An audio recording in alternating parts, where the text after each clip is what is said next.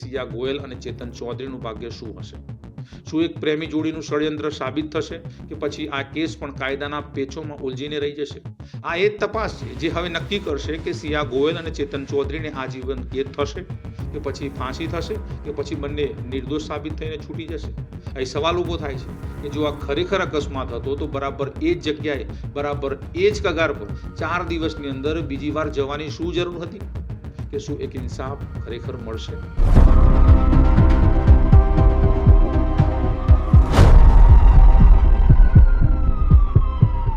નમસ્કાર મિત્રો, તમારું સ્વાગત છે ધ ટ્રેન્ડિંગ ટોકના ગુજરાતી પ્લેલિસ્ટ ક્રાઇમ ફાઇલમાં. મિત્રો, એક છોકરી જેને પોતાના મંગેતરની હત્યાનું ષડયંત્ર રચ્યું, એક છોકરો જેને એક ષડયંત્રને અંજામ સુધી પહોંચાડ્યું અને હવે હિરાસતની 4 દિવાલો વચ્ચે બંને એકબીજા તરફ આંગળી ઉઠાવી રહ્યા છે.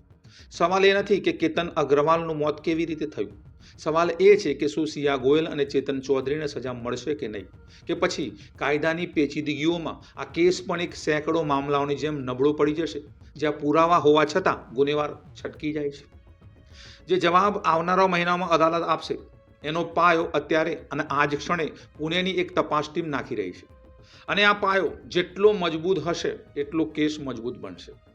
એટલું જ નક્કી કરશે કે ઇન્સાફ કઈ તરફ જશે. 18મી જૂને પુણેના લોહગઢ કિલ્લેથી એક ફોન કોલ આવે છે.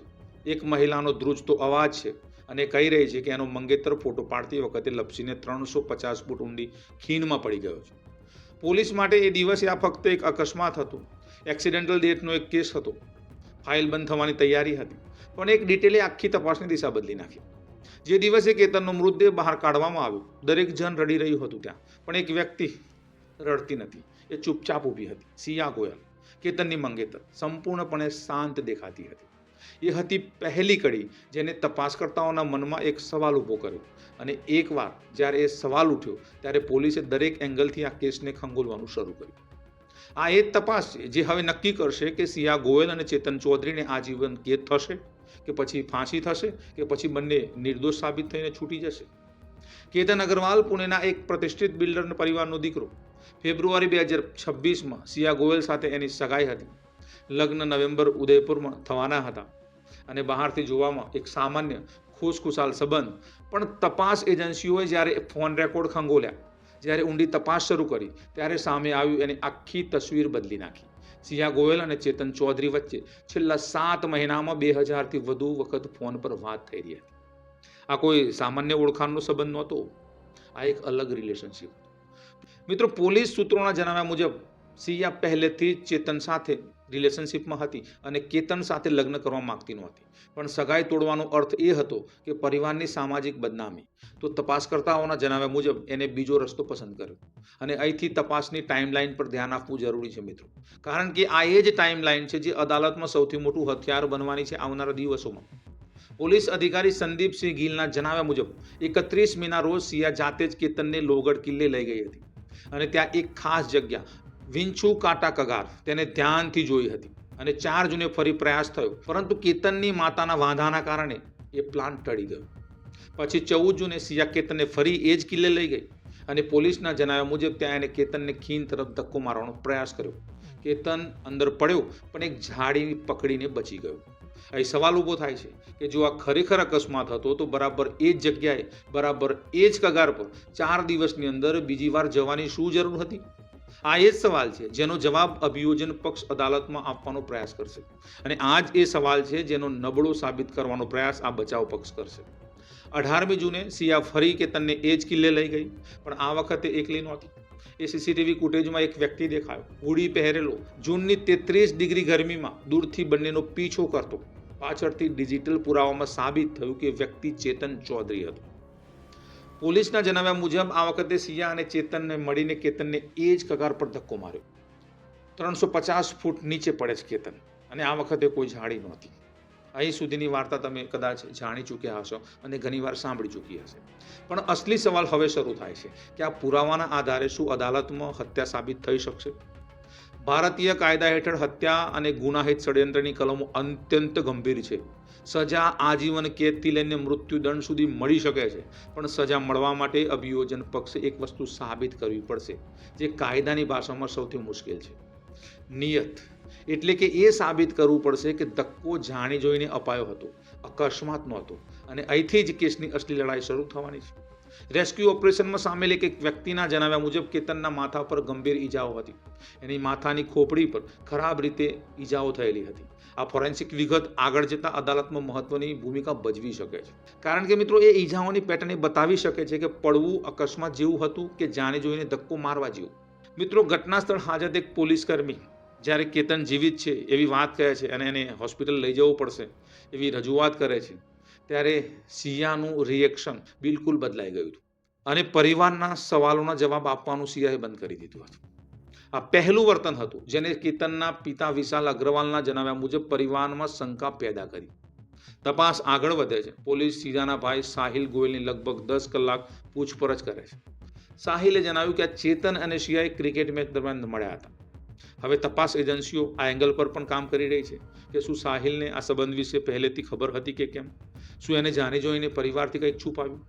જો તપાસમાં એ સાબિત થાય કે કોઈ બીજાને પણ આ ષડયંત્રની જાણકારી હતી તો આ કેસ ફક્ત 2 લોકો સુધી સીમિત નહીં રહે. પોલીસને પુણેના એક કેફેની સીસીટીવી ફૂટેજ પણ મળી છે, જેમાં 31 મે અને 4 જૂન વચ્ચે સિયા અને ચેતનની મુલાકાતો દેખાય છે. આ મુલાકાતો બરાબર એ જ તારીખોની આસપાસ છે જ્યારે કિલ્લે જવાની યોજના બની રહી હતી. અભિયોજન પક્ષ આ ટાઈમિંગને ષડયંત્રનો પુરાવો માનીને રજૂ કરી શકે છે અને પછી જે ડિસેમ્બર 2025ની એ ટ્રીપ જ્યારે ચેતન સિયાને જોધપુર લઈ ગયો હતો, 2 દિવસ 5 સ્ટાર હોટલમાં, મહેરાનગઢ કિલ્લાની સફર. મે 2026માં સિયા જાતે ચેતનને ઉદયપુર લઈ ગઈ હતી, એ શહેર જ્યાં થોડા મહિના પછી એના અને કેતનના લગ્ન થવાના હતા. આ વિગતો અદાલતમાં ચરિત્ર અને નિયત સાબિત કરવામાં કામ લાગી શકે છે. ભલે આ સીધી હત્યાનો પુરાવો ના હોય, પણ મનસાનો પુરાવો જરૂર સાબિત થઈ શકે છે. હવે વાત એ છે કે આ કેસની સૌથી મોટી પેચીદગી પર હિરાસતમાં પૂછપરછ દરમિયાન સિયા અને ચેતને એકબીજા પર આરોપ લગાવવાનું શરૂ કરી દીધું છે. સિયાનો એવો દાવો છે કે એને કેતનને જણાવી દીધું હતું કે એ લગ્ન કરવા નથી માંગતી, પણ કેતન તૈયાર નહોતું. સિયાના જણાવ્યા મુજબ આખી યોજના ચેતને બનાવી છે, પણ બીજી બાજુ ચેતન ચૌધરીની વાત બિલકુલ ઉલટી છે. એના જણાવ્યા મુજબ સિયાએ એના પર દબાણ કર્યું અને એ કામ કરવા માટે એને ઉપસાવ્યો.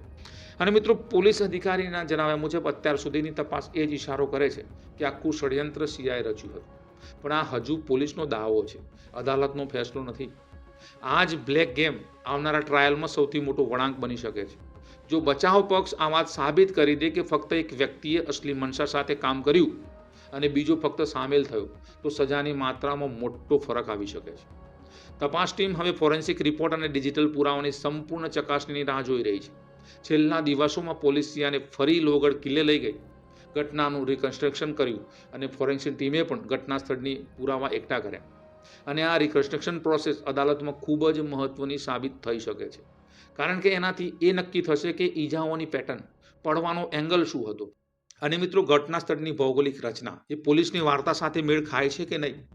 અત્યારે સિયા ગોયલ અને ચેતન ચૌધરી બંને પોલીસની હિરાસતમાં છે. બંને પર હત્યા અને ગુનાહિત ષડયંત્રની કલમો હેઠળ કાર્યવાહી શરૂ થઈ રહી છે. પણ ભારતની ન્યાય વ્યવસ્થામાં હિરાસતમાં હોવું અને અદાલતમાં દોષિત સાબિત થવું એ બિલકુલ અલગ વસ્તુઓ છે. જો અભિયોજન પક્ષ નિયત સાબિત નથી કરી શકતો સિયાની, જો ફોરેન્સિક પુરાવામાં કોઈ ખામીઓ રહી જાય, જો સાક્ષીઓના નિવેદનો અદાલતમાં નબળા પડી જાય, તો એ શક્ય છે કે વર્ષો ચાલનારા આ ટ્રાયલ પછી પણ કોઈ એક અથવા બંને આરોપી નિર્દોષ છૂટી શકે છે.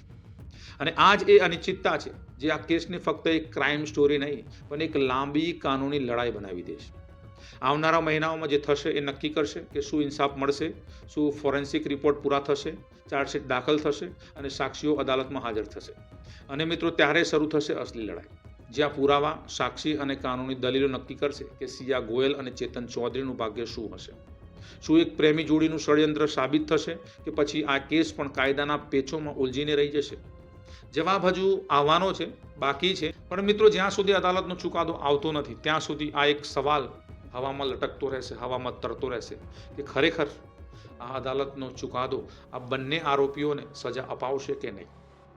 મિત્રો, વિડીયો સારો લાગ્યો હોય તો લાઈક કરજો, શેર કરજો અને હા, ચેનલ પર પહેલી વાર આવ્યા છો તો ચેનલને સબસ્ક્રાઈબ કરજો, બેલ આઇકન દબાવજો.